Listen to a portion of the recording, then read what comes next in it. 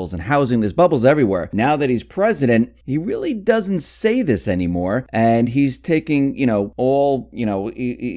saying that, oh, the stock market's going up because of me and it's fantastic. When you look at the stock market, does it make any sense whatsoever? And can actually Trump take credit for this? Well, first of all, there was a bubble before Trump was elected. Clearly, and Trump pointed that out himself. That was one of his talking points on his stump speeches. There was a big, fat, ugly bubble in the stock market. And if Trump wants to take credit for the bubble getting bigger, I would agree. I think that there has been a lot of optimism, a lot of enthusiasm among investors, and that has resulted in higher stock prices. But I think where Trump is getting into trouble is by claiming that the stock market going up is no longer a bubble, that now this is just a real bull market that reflects the improvement of the fundamentals since he's been elected. That's not the case. This is simply more air into the same bubble. And this bubble is going to burst. And I think, unfortunately, now that Trump has branded it, just like it was one of his buildings, he's put the big, Trump marker on it. When this thing pops, he's going to have to take the blame. Now, when you look at the corporations that make up the stock market, especially the FANG stocks, we know that the Swiss Central Bank, they've been buying a lot of these tech stocks. Are the earnings, the revenue, does it make sense that the stock market should be moving up the way it is? No. Well, it shouldn't have been moving up before. But it's a bubble. People are buying stocks. And, as long as more people are buying than selling, or the buyers are more, aggressive than the sellers, prices can keep going up. But we do know that eventually the process reverses. The bubble can only get so big. Eventually it finds a pin. The Federal Reserve has managed to inflate 3 bubbles, since 2000 or since the late 1990s. The first one popped in 2001. The next one popped in 2008, and we don't know when this one is going to pop, but it will. I think this is the biggest bubble the Fed has ever inflated, and so it's going to meet the same fate as the others. And if not, it's only because the dollar completely implodes, because the government decides that that this bubble is too big to pop, and so they are just going to keep printing as much money as possible to prevent it, and so the dollar ends up collapsing instead. So we see the stock market, as we've been discussing, going up, and unemployment since the mid 2013, 2014, it started to decline, and in January of this year, it started to really decline. I think, what is it, like 4.1% or something like that? Does it make any sense for the unemployment numbers to continually decline right now? Are we really creating new and better jobs, full-time jobs? No, this trend, again, this is a trend that has been going on for a long time. And again, this is something that Donald Trump rightly criticized when he was a candidate for president. He talked about the phony unemployment numbers. He said it was the biggest fraud going. It was a complete con. The unemployment rate was much, much higher, 20, 30, 40, 50%. He was throwing out these huge numbers. And of course, all that's happened since Trump has been elected is that those same trends of falling unemployment that we experienced under Obama have continued under Trump. The only difference is now Trump brags about how low the unemployment is, and he takes credit for it. But, the reality is the unemployment rate is falling mainly because the workforce is shrinking. The number of Americans who are part of the workforce continues to fall. In fact, the most recent jobs report that we got, I think it was October, almost 1 million people left the labor force. It was the 3rd largest monthly exodus from the labor force ever. Had nothing to do with the hurricanes, because the hurricanes were already over, and Puerto Rico isn't even included in these numbers. And the other reason that the unemployment rate is so low is because all these part-time jobs count as jobs. So people who have taken on part-time employment because they can't survive on their current job, or maybe they were not working and they were retired, and they take a part-time job. So now these people are considered employed. And even if you have one part-time job and you're still looking for another one, you're not considered unemployed. And that's the case for a lot of Americans today. They don't have real jobs. They have a part-time job. They're still looking for a real job. But the minute you accept any employment, even if it's 1 hour a week, you're no longer considered unemployed, even though, for all practical purposes, you are unemployed. So it's more a quirk of the way we keep track of the statistics. It is not, really endemic of a strong labor market. And, I think what is really more revealing is the fact that the labor force continues to shrink, and, younger and younger people keep leaving the labor force. I mean, the story is that, the labor force participation is shrinking because people are retiring. The baby boom is entering their retiring years. And the truth is that older workers, the labor force participation rates there are actually rising. Yeah, where you're seeing this big drop in people working is people in their 20s and 30s. And this is not a very healthy thing, that so many young Americans are just not even a part of the labor force, and therefore they're not unemployed. But they're not working. So why is the older generation, why is that rising right now with people who are maybe retiring? Why is these individuals getting jobs? Well, because they don't have the retirement savings to really make retirement impossible. Right? They didn't save enough when they were still working. And to the extent that they did save, the Fed has kept interest rates so low that they really can't earn any type of interest on their savings. Meanwhile, the cost of living, despite the government's claim that there's no inflation, the cost of living has been steadily rising.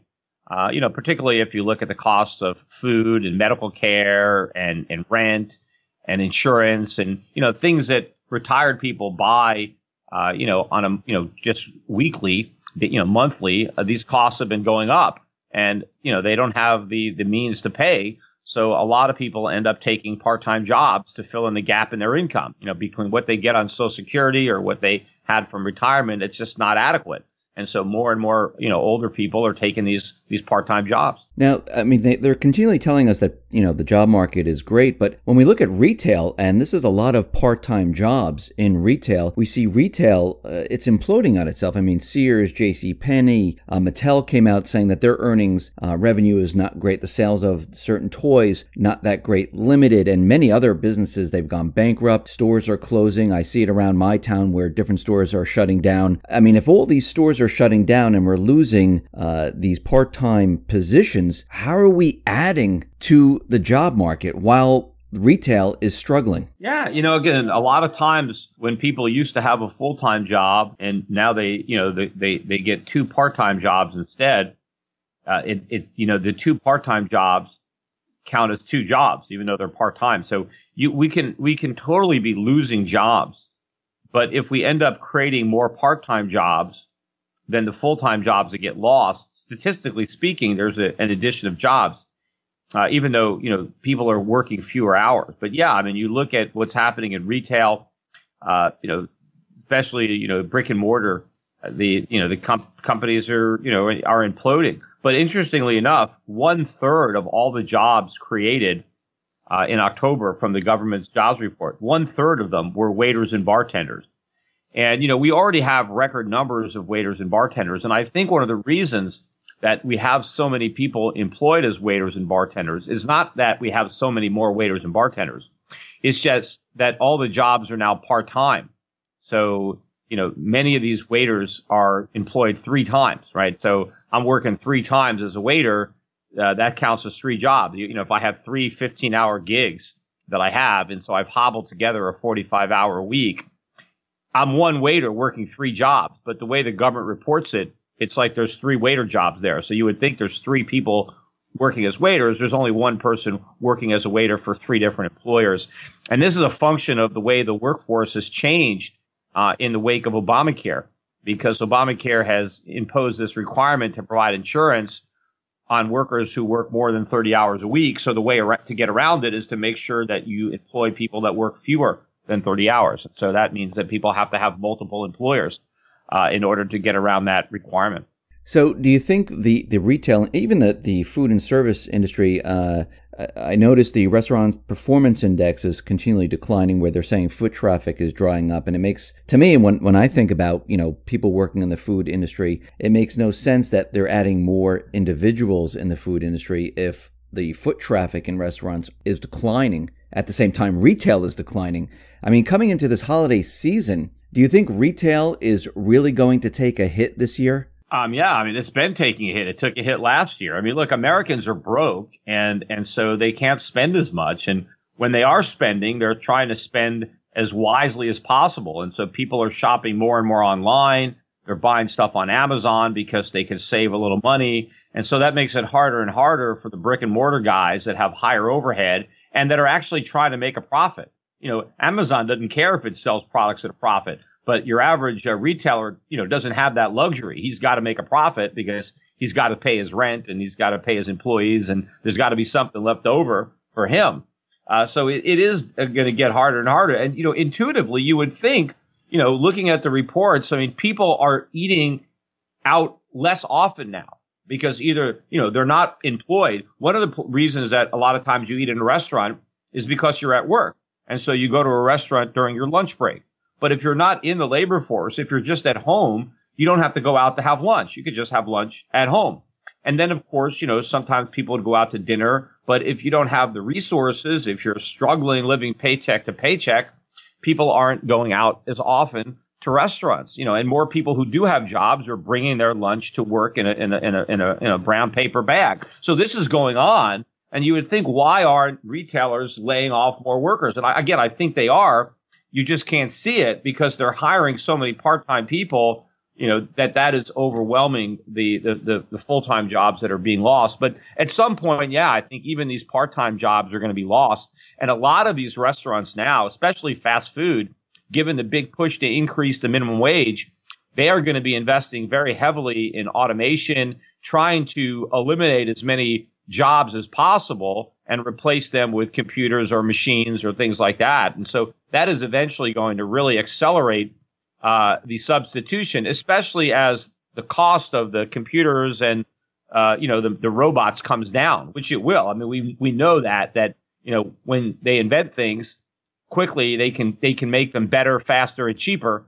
And so that is just going to accelerate the switch from human labor to machines. And, you know, at some point, maybe 10 years from now, there will be very few people working in fast food restaurants, if any people working in those restaurants. So those jobs are all going to be gone. So the people who are protesting, you know, demanding $15 an hour, I mean, they won't have to protest anymore because they won't have jobs. And so, you know, then the employers won't look like the bad guys because nobody will be able to say that they're paying low wages because they'll say, look, we're not paying any wages. Don't get mad at us for paying low wages. We stopped that. We got rid of all those low wage employees. So you can be happy now that, you know, we're no longer exploiting people. I wanted to move on to housing. Back in 2006, 2007, you forecasted that housing was in a bubble and it was going to burst. And actually, that's exactly what happened. Here we are today, and in some of the cities, we're seeing the bubbles, well, they're larger than they were back in 2008. Do you see the same thing happening in the housing market today that happened back in 2007, 2008? Well, it's not the same thing. It's you know, history doesn't always repeat, but it rhymes. I mean, back in 2008, right, that was the era where individuals were just buying all kinds of houses and, you know, zero down, liar's loans, teaser rates on arms. I mean, everybody was getting in on it, right? I mean, so that is not the situation today, right? You don't have the crazy speculation from the individual buyer. You know, you don't have the school teacher married to a fireman, you know, lying about their income and buying 3 houses and, you know, believing they're just going to get rich. And we don't have all the home equity extractions going on year after year where people are using their homes as an ATM. So that's really not going on to that extent. I mean, it's going on, you know, but to a much smaller degree than it was back then. But what is happening is you had a lot of institutional investors buy houses with all cash, you know, with the idea that they would rent them out. So you do have a lot of hedge funds and private equity funds that have loaded up on huge portfolios of single family homes. And I think they have competed with one another to bid up prices. So I think that you still have a situation where real estate remains very overvalued and unaffordable for the majority of Americans. And what has been propping it up has been the artificially low interest rates that have, you know, enabled these transactions to make sense. in a low interest rate environment, if they can buy out a house and rent it out, and even if they can get a 2 or 3% positive rate of return on the rent, I guess it still made sense. And the hedge funds still believe that the houses could appreciate. But eventually, when interest rates rise, and so too will property taxes and maintenance costs and vacancy rates, I think a lot of these institutional holders of single family homes are going to realize that these investments are no longer cash flowing. They may be a big drain on their cash flow. And I think a lot of these houses are going to come up for sale. And of course, there are no buyers, right? When the speculators want to get out of the housing market and the only buyer is somebody who actually can afford to buy and live as an owner occupied, housing unit, prices are going to have to implode. I mean, prices are so high, people can't afford them, even with these ridiculously low interest rates. But if in a higher interest rate environment where, mortgage money is 8%, 9%, 10%, which was the average for many, many decades. And if people have to put down payments too. I mean, if we go back to the days where you need a 20% down payment, I mean, imagine how low prices would have to fall for the average American to be able to come up with 20% down. And of course, what they're even talking about doing now in either the House or the Senate, proposed tax changes, this will also hurt housing prices, because what these bills are going to do is they are going to either, remove some of the tax breaks associated with buying a home, or they will make it so a large number of home buyers wouldn't even qualify for the tax break anyway. And so part of the value of a home, when people go out and buy a house, embedded in the price of the house is the present value of their tax savings. The fact that houses were also tax shelters, that tax shelter was a component of the value of the house. Just like, does the house have a enclosed garage? Does it have a swimming pool? What are the bathrooms? I mean, the tax credits were part of the value that you bought when you bought the house. So to the extent that the tax deductions are no longer there, then real estate prices have to fall to make up for the fact that the buyer no longer gets those tax breaks.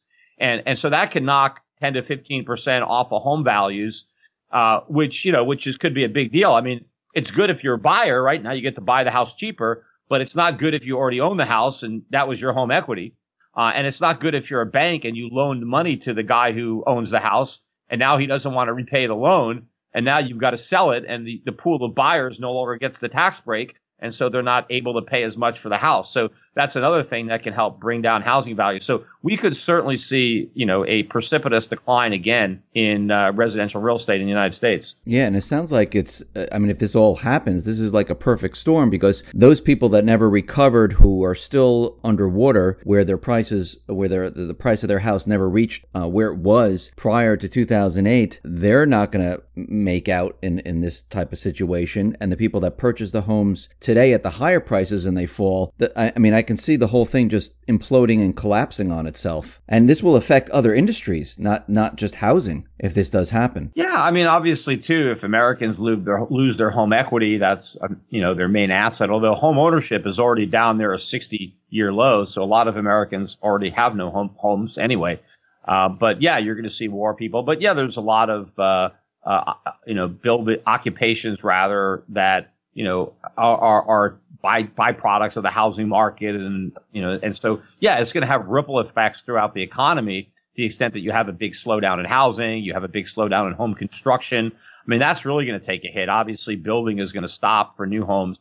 And so there's obviously a lot of jobs that are going to be lost there, because those are some higher paying type jobs, construction jobs. So yeah, there's a lot of reasons that we're headed for a recession. The problems in housing are just one of them. So I wanted to move on to gold. Just in the last week, gold was slammed down with like 10,000 contracts and 38 contracts. Do you still see gold being manipulated? Or is this normal to have so many contracts thrown? And I know it's paper contracts, but is this normal to have these type of paper contracts thrown at gold? What would be the reason someone would want to do this? Well, obviously there are people that come into the gold market and they just dump huge, amounts of contracts. They sell, and they sell in a way where they just dump it all very quickly, So it's obvious that the goal of the sell order is to knock the price down. See, if somebody was just legitimately trying to sell, their goal would be to sell at the highest possible price. They wouldn't want to impact the market because you're trying to get the maximum from just the gold that you're selling. So if somebody was a legitimate seller, just motivated by, hey, I like the price of gold right now, I want to sell some, they would sell very slowly. They would try not to affect the market. They would try to allow the market to rise so they can sell into the strength and get a better price. But when somebody just dumps a bunch of gold on the market and it immediately drops the price and they sell at a much lower price than the price they would have got if they were just quiet about it, then you got to realize that their motivation is not to get a good price. Their motivation is knock the price down. Now, why would somebody want to deliberately knock the price of gold down? Well, maybe they have options, that they wrote call options and maybe it's getting near an expiration, or, maybe they shorted some gold stocks. I don't know. There could be reasons that people want to knock the price of gold down. Of course, the conspiracy type theory is that, they want to keep it suppressed so people don't realize what's going on, right? They don't want it to break out and, expose the whole scam that's going on with the fiat monetary system.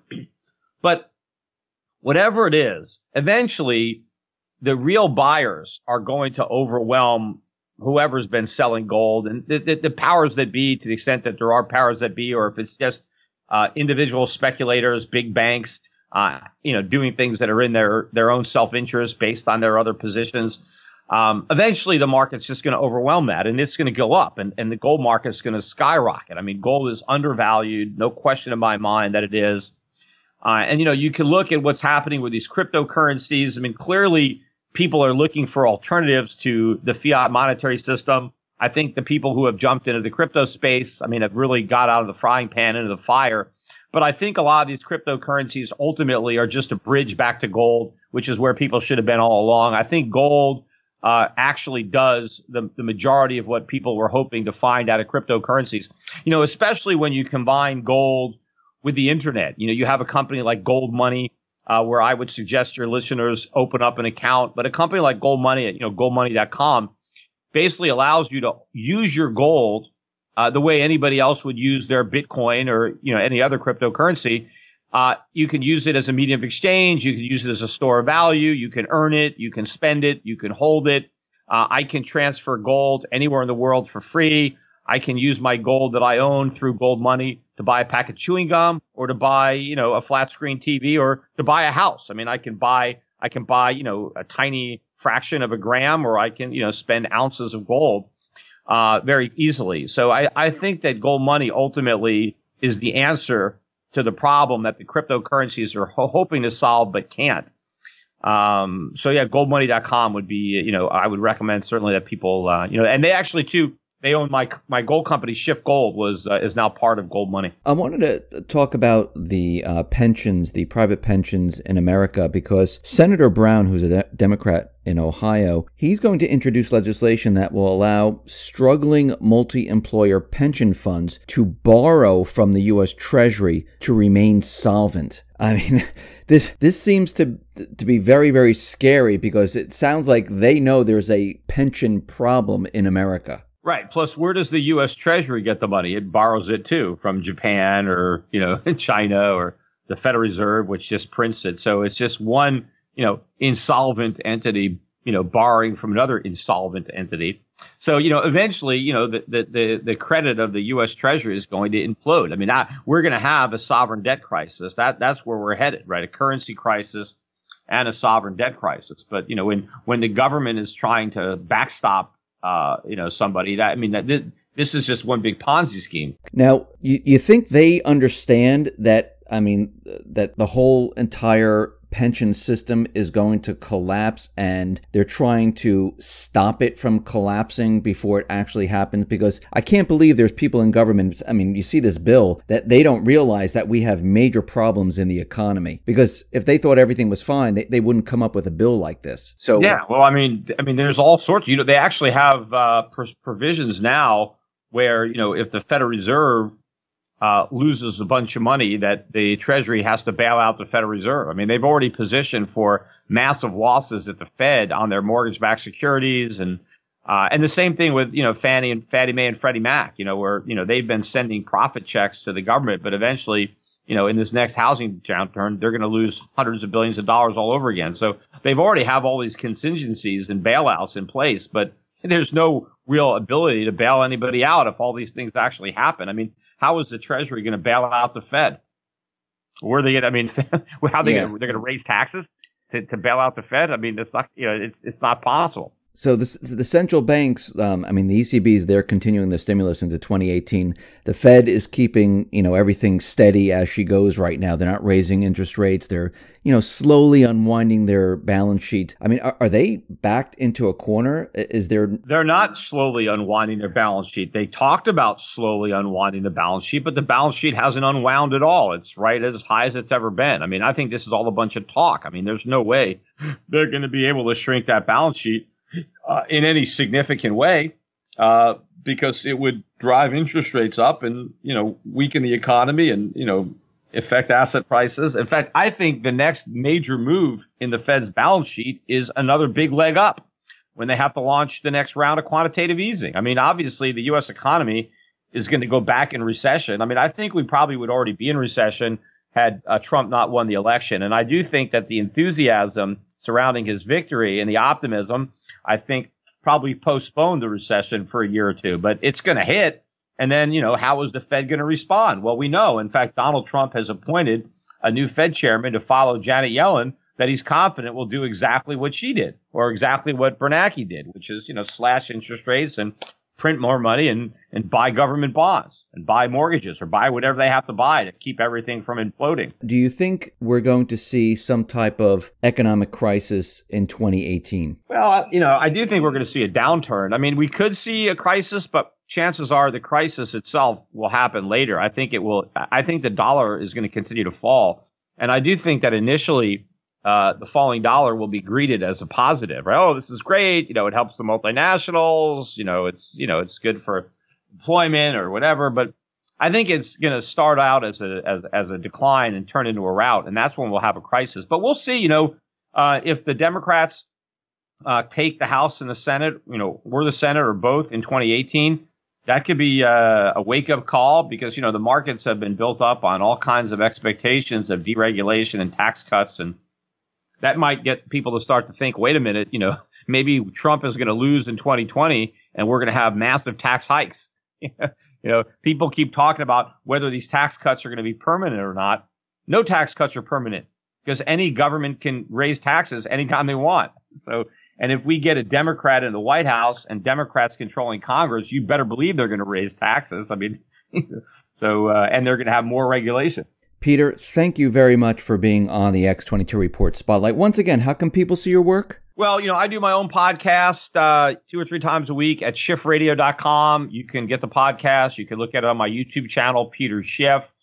Also, I mentioned my gold company, Schiff Gold and Gold Money, but go to my website for my brokerage firm. Euro Pacific Capital is Europac.com, EUROPAC.com. You can sign up for my free newsletter or my free weekly digest or anything I put out. I can email it out to you. All the content there is free. And of course, you can talk with one of my representatives, what I do for a living. My day job, I manage money for people. I run a broker dealer and a registered investment advisor. I also have 5 mutual funds. So to the extent that you're worried about the dollar, you should be. If you're not, you should be worried. If you have a portfolio, if you're planning on retiring, you got some IRA money, that we can help invest.